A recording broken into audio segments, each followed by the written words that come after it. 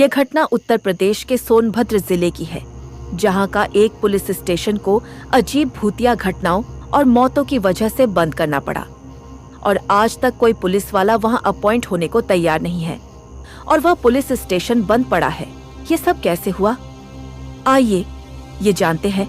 सोनभद्र जिले के घने जंगलों के बीच वीरान पड़ी यह पुलिस चौकी कभी न्याय का प्रतीक मानी जाती थी, लेकिन अब यह खौफ और दहशत का अड्डा बन चुकी है। कहते हैं जो भी यहाँ रात बिताने जाता है वह या तो मर जाता है या फिर पागल होकर लौटता है।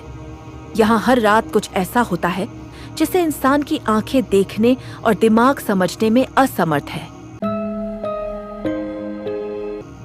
ये चौकी 1980 के दशक में बनाई गई थी। आसपास के गांवों में बढ़ते आपराधिक गतिविधियों और रहस्यमय मौतों के बाद सरकार और प्रशासन ने इस क्षेत्र में एक पुलिस स्टेशन बनाने का निर्णय लिया और यहाँ एक स्थायी पुलिस चौकी स्थापित की। शुरुआत में सब कुछ सामान्य था, लेकिन कुछ ही महीनों में अजीब घटनाएं घटने लगीं। चौकी बनने के कुछ महीनों बाद ही अजीब घटनाएं शुरू हो गई। एक रात सिपाही राम सिंह चौकी में अकेले नाइट ड्यूटी पर थे कि अचानक आधी रात के बाद उसे बाहर किसी के पैरों की आहट सुनाई दी। बहुत अजीब आवाज थी, जैसे कोई बहुत भारी इंसान की कदमों की आहट। कदम धीरे धीरे चौकी के चारों ओर घूम रहे थे, जैसे कोई पुलिस चौकी के चारों ओर तेजी से दौड़ रहा हो।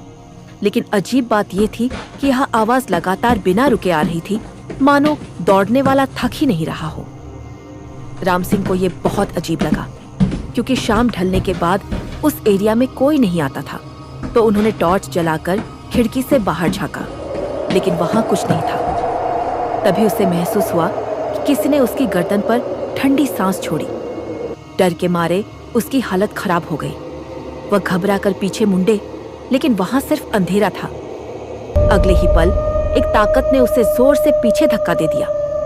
वह जमीन पर गिर पड़े और तभी छत पर किसी के तेजी से भागने की आवाज आने लगी। अब ये सब सहना उसके लिए आसान नहीं था, तो राम सिंह ने कांपते हुए रेडियो पर मदद मांगने की कोशिश की, लेकिन तभी चौकी के सारे बल्ब तेजी से जलने बुझाने लगे और एक परछाई दीवार पर उभरी। एक जली हुई औरत जिसकी आंखें सुर्ख लाल थीं और मुंह से काला धुआं निकल रहा था। सुबह होने पर जब बाकी पुलिसकर्मी चौकी पहुंचे तो उन्होंने देखा कि राम सिंह चौकी के कोने में बिना होश हवास के बैठा था। उसकी आंखें खाली और वह बुदबुदा रहा था। वो मुझे ले जाने आई थी। मैं भाग नहीं सका। वो अब भी यहीं है। उसके बाद अचानक बिना किसी को बताए राम सिंह इस्तीफा देकर उस गांव से भी चला गया। राम सिंह के ऐसे चले जाने के बाद चौकी में नए सिपाही तैनात किए गए, लेकिन अजीब घटनाएं बढ़ती ही गईं। रात के समय चौकी के अंदर किसी के चलने की आवाज आती, लेकिन जब देखा जाता तो वहां कोई नहीं होता। मेज पर रखी फाइलें खुद ब खुद हवा में उड़ने लगती और अचानक गिर जाती। कई सिपाहियों ने बताया कि उन्होंने पानी के टपकने की आवाज सुनी, लेकिन जब ढूंढने की कोशिश की तो कहीं कुछ नहीं मिला।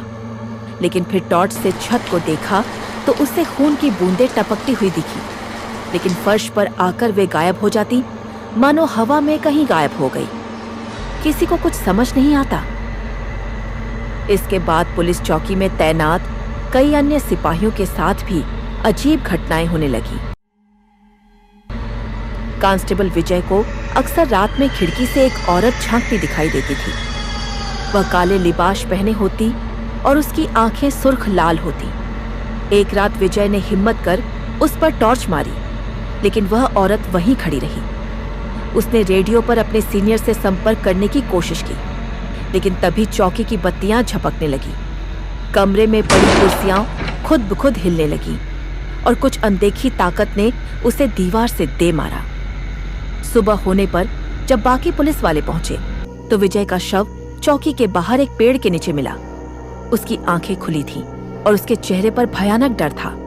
इसके बाद यह घटनाएं और बढ़ती गईं। एक सिपाही ने अपनी रिपोर्ट में लिखा कि उसने एक अधजली औरत को चौकी के गलियारे में चलते हुए देखा था। कुछ अन्य पुलिसकर्मियों ने बताया कि उन्हें ऐसा महसूस होता था कि कोई हर वक्त उनके आस-पास मौजूद है और उनके कान में धीमे धीमे कुछ फुसफुसा रहा हो।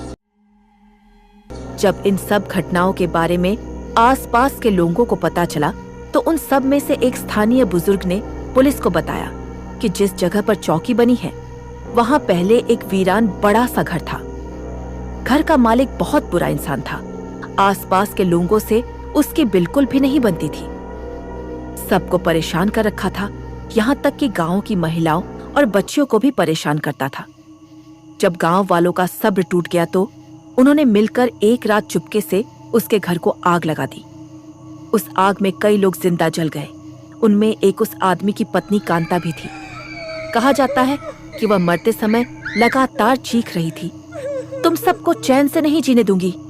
गांव वालों का मानना है कि उसी कांता की जलती आत्मा का प्रकोप पुलिस चौकी पर है। फिर एक और हादसा हुआ और इसने चौकी को हमेशा के लिए बंद करने के लिए प्रशासन को मजबूर कर दिया। यहाँ पर नए तैनात दरोगा अरुण तिवारी बहुत साहसी थे। उन्हें खासतौर से इस मसले को सुलझाने के लिए ही भेजा गया था, इसलिए उनका नजरिया भी बिल्कुल अलग था। उनका मानना था कि कोई जानबूझकर ये सब कर रहा है और अफवाहें फैला रहा है ताकि पुलिस चौकी बंद हो जाए और वो अपना काला धंधा बिना रोक टोक करता रहे। तो सबके मन से ये डर भगाने के लिए उन्होंने फैसला किया कि रात की ड्यूटी वो अकेले करेंगे। सबने समझाया लेकिन वो नहीं माने। बैठे बैठे उन्हें नींद आने लगी। उन्होंने सामने की मेज पर सर रखकर सोने की कोशिश की ही थी कि अचानक किसी ने जोर से मेज पर हाथ पटका। वो चौंक कर उठ गए और चारों तरफ देखने लगे, पर क्यों नहीं था। तभी बाहर से किसी के दौंगने की आवाज आई। अरुण बाहर गए और टॉर्च जलाकर चारों तरफ देखा, पर वहां तो सिर्फ घना अंधेरा सन्नाटा फैला था। अचानक झादियों में किसी के चलने की आहट महसूस हुई। अरुण पीछे गए धुंध में कुछ दिख नहीं रहा था और वो अंदर बस चला जा रहा था कि लगा कोई पीछे से अचानक तेजी से दौड़ा। अरुण तेजी से मुड़े, पर यहाँ भी कुछ नहीं। फिर वो लौटने के लिए मुड़े ही थे कि सामने 7 फीट लंबी काली परछाई का ध्यान थी। उसकी आंखें गड्ढे में धंसी थी। इसके अलावा और कुछ भी नहीं दिख रहा था। उस साय का अरुण सहम कर गिर पड़ा और उसी हालत में भागने लगा, लेकिन किसी ने उसका पैर पकड़ा और जंगल के अंदर घसीटते हुए ले जाने लगा। अरुण चिल्ला रहा था, लेकिन तभी उसे अपना पैर आजाद महसूस हुआ और वह कोई नहीं था। वह जल्दी से उठा और स्टेशन की तरफ भागा। भागते वह साफ सुन सकता था कि कोई उसका नाम पुकारते हुए उसके पीछे उतनी ही तेजी से दौड़ डाच रहा था, लेकिन जब वह पीछे मुड़कर देखता तो कोई नहीं होता। वह बस बेतहासा भागे जा रहा था। स्टेशन में पहुंचकर उसने दरवाजा और सभी खिड़कियां भी बंद कर ली, लेकिन हर सेकंड के साथ वो आवाज और तेज होती जा रही थी। वरुण कुर्सी को पकड़ डीडीएच कर बैठ गया और सब शांत हो गया। लेकिन तभी कुछ आवाज हुई। उसने महसूस किया कोई कुर्सी पर बैठा उसे खिसकाने की कोशिश कर रहा है। उसने हिम्मत कर देखा, ये क्या, वहीं औरत बैठी थी। वह दहादती हुई उसके चेहरे के पास आई। उसने डर कर आंखें बंद कर ली और फिर सब शांत वह उठा और इधर उधर देखने लगा। कुछ नहीं था। उसने गहरी सांस भरी की, तभी एक कुर्सी अचानक हवा में ऊपर उठी, फिर दूसरी, फिर तीसरी, और इसी तरह हर चीज हवा में। उसे समझ ही नहीं आ रहा था कि वो क्या करे। अचानक उसे याद आया और वो भागकर दरवाजा खोलने लगा, लेकिन वह तो जाम हो गया था। खिड़कियां और पीछे का लॉक सब जम गया था। वह रोता हुआ अपनी डेस्क के पास आया कि अचानक एक काला धुआं आया और धीरे धीरे एक औरत की काली परछाई में बदल गया। सारी चीजें जमीन पर गिर गई और ऐसा लग मानो किसने फ्रीजर खोल दिया हो। कुछ ही सेकंड में टेम्परेचर 4 पर पहुंच गया। उस औरत ने धीरे से सर ऊपर किया। अजीब सी करकराहट उसके गले से आई। उसने अरुण की तरफ देखा और जोर से चीखी। बाहर से देखने पर दरवाजों और खिड़कियों के साइड से लाइटों का जलना बुझना देखा जा सकता था और दहाड़ ऐसी थी कि आस-पास का पूरा जंगल कांप गया।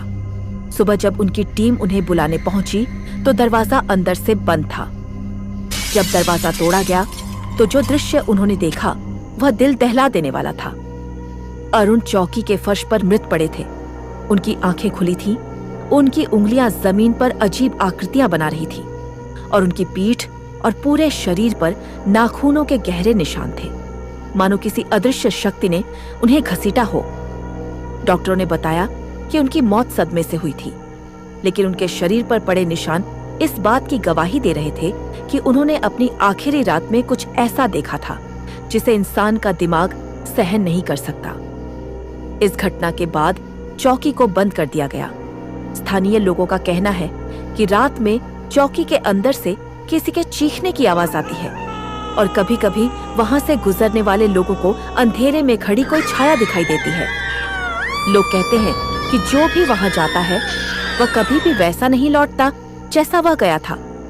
रात के समय वहां से गुजरने पर अजीब आवाजें सुनाई देती हैं, कभी किसी औरत की चीखें, कभी किसी के कराहने की आवाज और कभी-कभी कोई आपका नाम लेकर पुकारेगा। अगर आप सोनभद्र के जंगलों में उस पुलिस चौकी के पास से गुजरे और किसी ने आपका नाम लेकर पुकारा तो पलटकर मत देखिए, क्योंकि शायद अरुण को कोई नया दोस्त चाहिए।